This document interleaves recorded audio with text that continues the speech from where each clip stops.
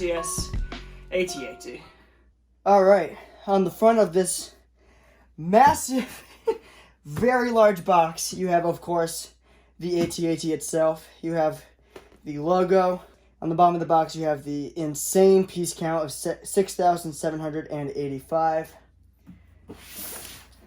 On this side, you have a nice front-on shot of the set. On this side, you have its butt. On the top of the box, you get a nice angle of the top of the head, as well as all 9 minifigures that come with this set. All of those are scale minifigures, so that is actually how big the figures are.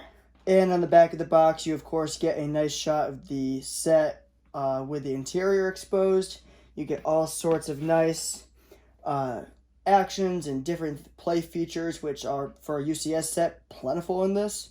You have the dimensions of the set, which are 69 centimeters or 27 inches long, and 62 centimeters or 24.5 inches tall. Doesn't say on the box, it's also about 10.5 inches wide.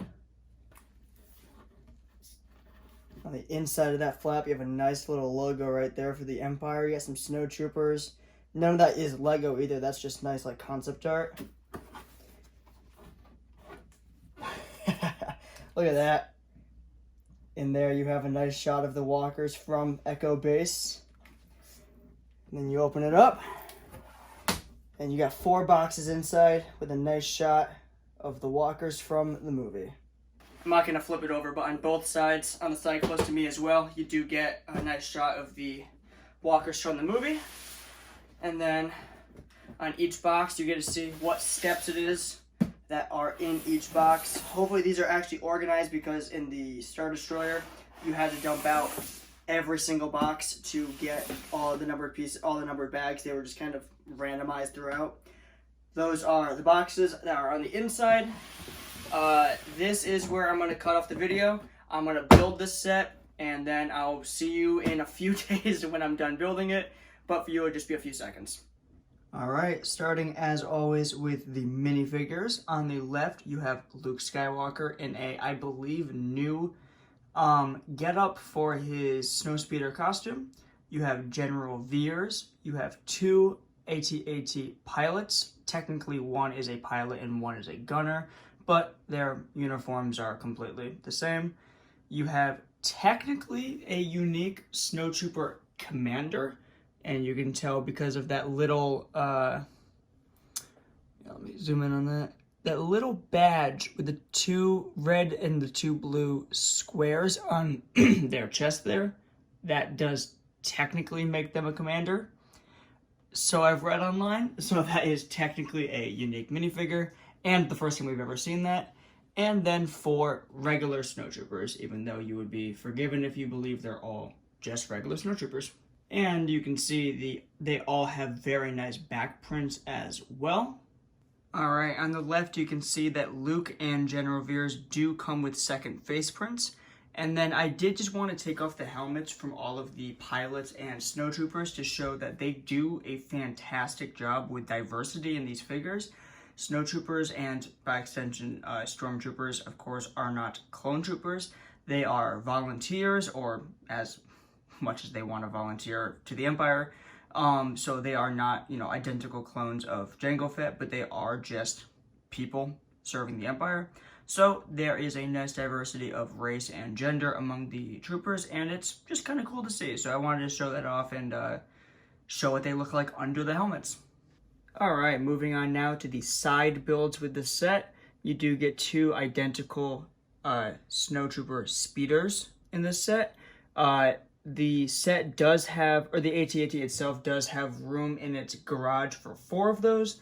So luckily the battle pack coming out on January 1st for the snowtroopers does come with 1 of those in it, and it is an identical build. So those will give you the opportunity to fill up the AT-AT's garage. It does come with an E-Web blaster right there. That is the exact same build as we've seen in the 2020 AT-AT. So if you have that, expect that with this set as well. We do have a tool here, which I will get back to later. I like the little logo on the back.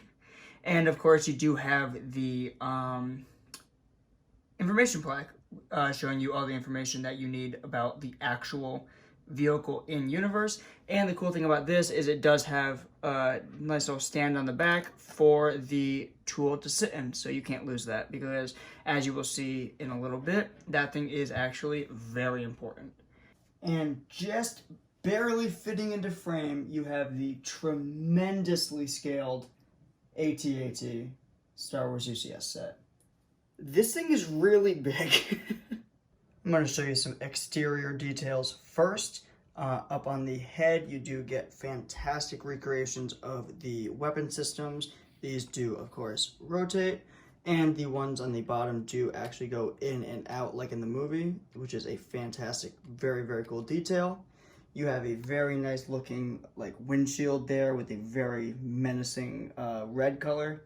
I really like the difference between tiles and studs and different modified 1x2 pieces and the little grill pieces all over the build to give it some diversity and design, but also make it, you know, interesting to look at while also maintaining the kind of boring look it has in the movie. The body is very, very cool looking, different tiles and pieces, and you have the ladder there. This is actually a door that you can slide out and then open up. A very dark look at the interior, which we will get a better look at very shortly. And then checking out the outsides of the legs. I have seen a few people complain that these are too thick and that they are supposed to be more, you know, thin and kind of wobbly looking. But at the same time, this set weighs almost 14 pounds, so I'm more than happy with it having a little bit more bulk in the legs to support the pretty massive weight that it has.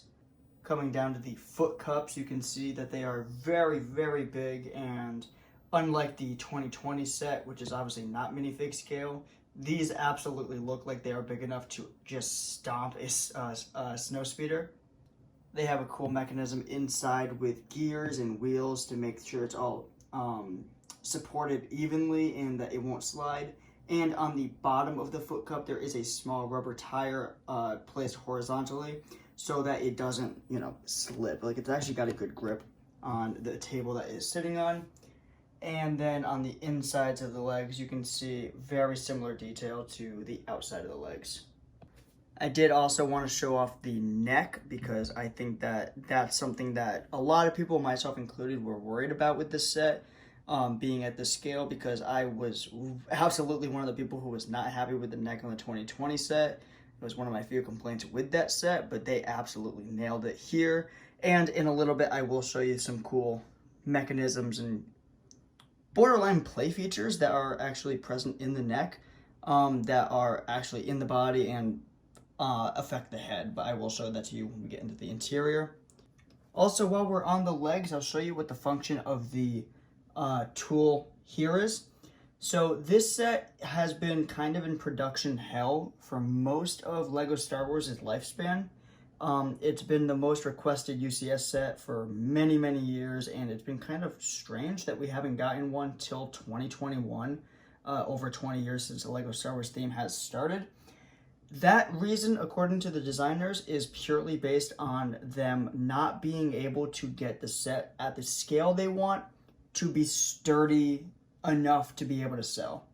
So the way that they got away with that, while making sure that the set has posable legs, so they could have just gone the easy route and make it so the legs don't move, or that there was like a stand or a base that it was attached to that made it more sturdy.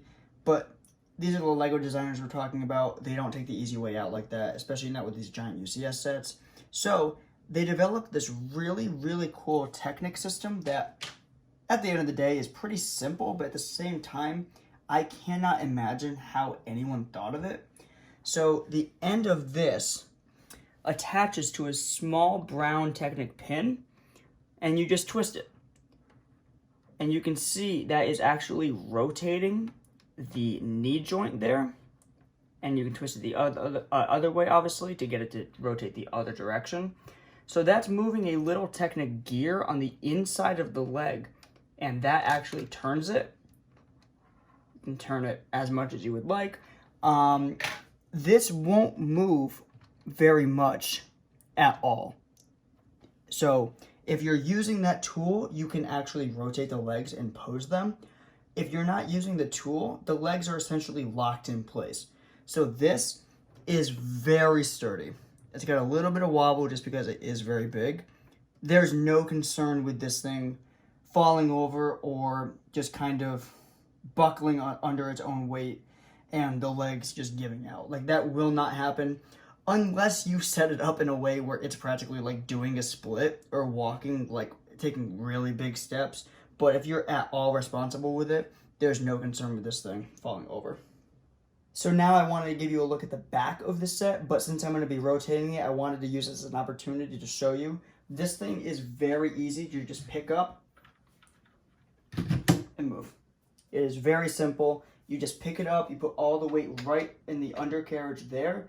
You don't want to pick it up by its butt or by its head or just pick it up by the legs. You just put all of the weight right there in the center and you can just pick it up and move it, which is fantastic considering how difficult it is to move sets like the UCS Star Destroyer. That thing is a nightmare to move. It scares the crap out of me.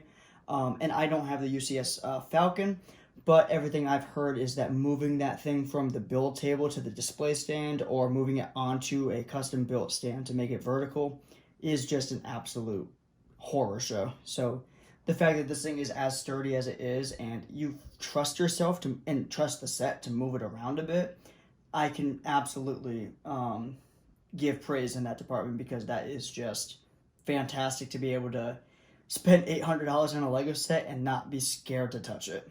And now that we have this turned around, I can give you a look at the back of this set.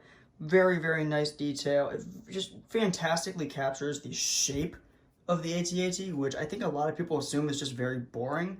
But at the same time, there's lots of slight angles, and I think Lego did a great job of capturing just the exact shape of this thing. Very, very, very well. All right, moving on now to the interior of the set. We're going to start with the head. You can just flip the face right up and get a very, very nice look at the inside of the set there. You can see that there are 2 seats in the front for the pilot and the gunner. And you can see that there's a nice little spot for General Veers to stand. And that piece there does represent a closed door going through the neck into the main body. You can also just easily grab the side of the head there and pull it off, which gives you a nice look at the inside of the cockpit as well from a nice profile shot. And of course you can do that to both sides, and you can also lift up the head, which gives you a very open look at the interior, which is great for just appreciating the details, but also for, you know, setting up the figures. You don't have to like jam your fingers in there and get like really annoyed with having to like set up figures in such a tight spot. I also wanted to appreciate the little windshield piece there that gives you a nice view of Hoth, and you can actually see the edge of Echo Base with the power like generators there over the control panel. So it's very cool that they put that detail in there.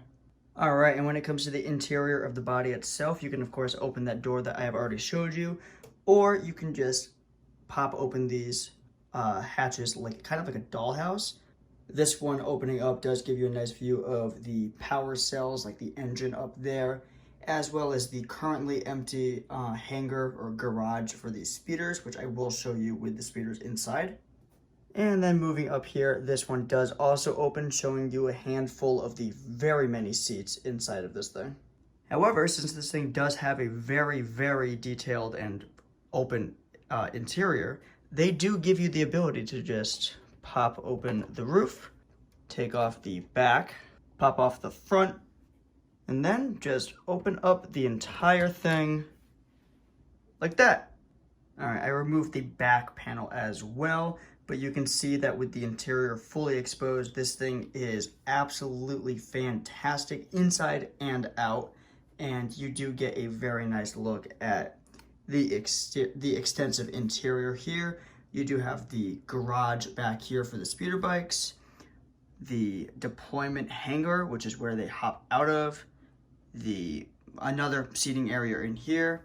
You do have a lot more seats up top. The blue seats in this for troops, not including General Veers or the pilot or gunner, there are 40 seats in this. 40. That does not include figures you can have standing in here, the speeders in the back, or anyone in the head of this thing. 40 seats. So it's confusing to nobody why they chose to make a Snow Trooper battle pack that comes out in a month. Also on the inside, you can see the very few sticker elements that come with this set, as well as the plaque and the windshield piece for the landscape of Hoth that do give you that nice classic Death Star aesthetic. You know, when you see this, you know you're inside of something that belongs to the Empire. You can see the other end right there of the tunnel that leads to the head. There is a nice ladder that goes from the first to the second floor. And you do have the generators back here, the power cells. So the feature I was telling you about involves this lever handle thing right here. So when you rotate this thing side to side, you can see that the head moves along with it, which is cool on its own. It kind of gives me the same idea as the Technic sets or the large Batmobile, where if you spin the steering wheel, it actually moves the front wheels, which is just wholly unnecessary, but very cool nonetheless. The cool thing is I can just have it here and it'll be looking forward, or I can push it to the left, push it down, and now it's locked looking left. So depending on how you're displaying it, or if you have it in a mock, you can have its head turned a certain direction and it will stay looking in that direction. And I did not really understand that that's what I was building when I built it. But in hindsight, looking back, when the instructions tell me that it does that, it was just awesome to see. And real quick, before we close this thing back up, I did want to show you that there is, of course, room for both included snow speeders, kind of bunk bed style in the back in the garage. There is room on the other side for the same configuration, but of course this thing only comes with 2 snow speeders, or not snow speeders, but speeder bikes. So, of course, come January 1st, go buy a couple of those battle packs and fill up the rest of the garage, as well as all 40 seats. So get ready to shell out another couple $100 to buy all those battle packs to fill up all the interior that they give you with this thing. And lastly, I did want to show that they do include a string that attaches to the bottom very easily, so you can just pop that in or out. That does allow Luke to hang from the bottom. And when I zoom out, you can just see how absurdly large this thing is compared to a minifigure. Alright, that is going to do it for the review of the LEGO Star Wars UCS AT-AT. I don't know if you can even see the minifigures down at the bottom of the frame there, but they're down there. It's just too big and I have to zoom out pretty far. If you enjoyed, like, subscribe, leave a comment. This is my new favorite set. Not just for LEGO Star Wars, but for LEGO in general. I don't see this thing getting beat. It was an unbelievable building experience. It was just fun from the beginning to the end. It didn't feel repetitive. Even when I had to build 4 of the legs, it didn't feel repetitive at all. And there's so many cool different Easter eggs and different building techniques and new pieces and just all stuff to keep you on the edge of your seat. And it took me the better part of a weekend to build. I intentionally spaced it out. I built it over the course of a few hours on each day. And I didn't force myself to sit down and just build it in one shot like I did with the Star Destroyer, which, trust me, is a bad idea. It hurts and you will not appreciate the set as much because you will associate it with the pain caused to your fingers. But yeah, that is the end of this review. Like I said, like, subscribe, leave a comment. I am super excited for you guys to talk about this set. Please go down there and talk about it because I am super excited to talk about this more. If you have any questions, if you have any comments, if you're curious about like specific sizing and stuff, if you're worried about this thing fitting on a shelf or how it compares to other big sets, just head down to the comments. I'm down there. And yeah, I'll see you next time, and hopefully I made you mad by not saying AT-AT this whole time. Have a good one.